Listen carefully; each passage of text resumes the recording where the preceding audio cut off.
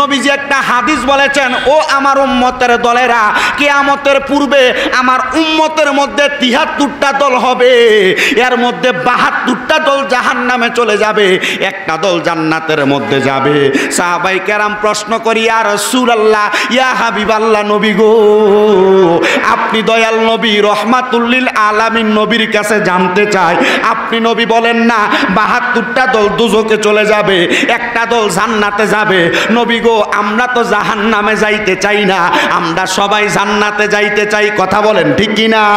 আমরা সবাই জান্নাতে যাইতে চাই। তুমি মাফ না করলে খোদা, আমরা পাপী বড় বান্দা, তুমি মাফ না করলে খোদা, আমরা বড় পাপী বান্দা, দয়া কইরা ক্ষমা কর দান, বলেন দয়া কইরা ক্ষমা কর দান।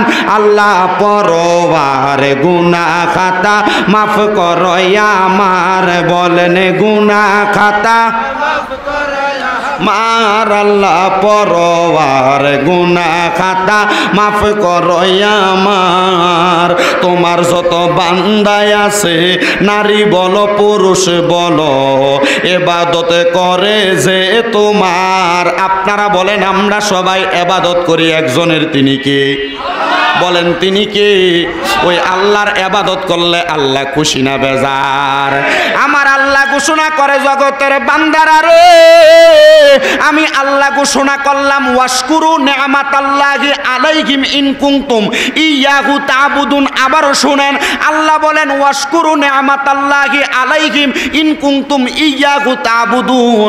আমার আল্লাহ বলে, বান্দা তোমরা আমি আল্লাহর নিয়ামতের শুকরিয়া আদায় করো, যদি তোমরা আমি আল্লাহর ইবাদত করো। আমরা সবাই আল্লাহর ইবাদত করি, তবে একটা কথা মনে রাখেন, বর্তমান সমাজে মুসলমানে মারামারি, হানাহানি, দ্বন্দ্ব চলতেছে। কেউ বলবে আমি সুন্নি, কেউ বলে আমি ওহাবি, কেউ বলে আমি কওমি, কেউ বলে জামাতি, কেউ বলে আমি আহলে হাদিস। যে যার দল নিয়ে থাকবে। আপনারা বলেন কোরআন কয়টা? আওয়াজ কম বলেন, কোরআন কয়টা? আল্লাহ কয়টা? তো রসুল কয়টা?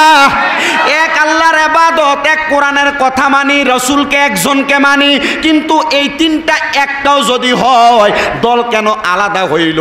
আমার রসুল সাল্লাল্লাহু আলাইহি ওয়াসাল্লাম, বেশি উপরের কোনো কিতাব পড়া লাগবে না, মাত্র মেশকাতুল মাসাবি একটা হাদিসের কিতাবের বাবুল ঈমান অধ্যায়ের মধ্যে নবীজি একটা হাদিস বলেছেন, ও আমার উম্মতের দলেরা, কিয়ামতের পূর্বে আমার উম্মতের মধ্যে ৭৩টা দল হবে, এর মধ্যে ৭২টা দল জাহান্নামে চলে যাবে, একটা দল জান্নাতের মধ্যে যাবে। সাহাবায়ে কেরাম প্রশ্ন করি, ইয়া রাসূলুল্লাহ, ইয়া হাবিবাল্লাহ, নবী গো, আপনি দয়াল নবী, রহমাতুল লিল আলামিন নবীর কাছে জানতে চাই, আপনি নবী বলেন না ৭২টা দল দুজকে চলে যাবে, একটা দল জান্নাতে যাবে। নবী গো, আমরা তো জাহান্নামে যাইতে চাই না, আমরা সবাই জান্নাতে যাইতে চাই। কথা বলেন ঠিক কি না? আমরা সবাই জান্নাতে যাইতে চাই। ইয়া রাসূলুল্লাহ, ইয়া হাবিবাল্লাহ, নবী গো, তাহলে বলেন না জান্নাতি দল কোনটা? আমার নবী বলেন, মা আনা আলাইহি ওয়া আসহাবিহি, যেই দলটা আমার দল এবং আমার সাহাবায়ে কেরামকে অনুসরণ করে, তোমরা ওইটাকে অনুসরণ করবা।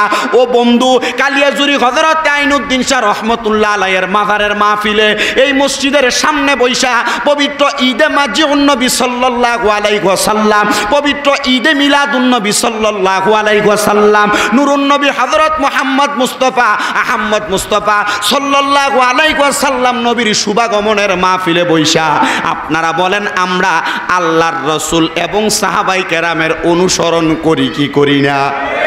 জোরে বলেন, করি কি করি না? যারা বলবে আমরা আল্লাহ এবং তার রাসূল, ওনার সাহাবায়ে কেরামের পথ অনুসরণ করি, তারা জান্নাতে যাইতে পারবে। এবার আসেন বাবারা, এই আলোচনার ধারাবাহিকতা এখানে রেখে আমি যেই কথা বলতেছিলাম সেদিক থেকে কথা বলি। আমি আল্লাহর কোরআনুল কারীমের এবং আল্লাহ তাআলার প্যারা হাবিবের হাদিসে কুদসি থেকে একটা খণ্ড বিশেষ তেলাওয়াত করেছি। আল্লাহ তো বললেন, তোমরা আমার নিয়ামতের শুকরিয়া আদায় করো।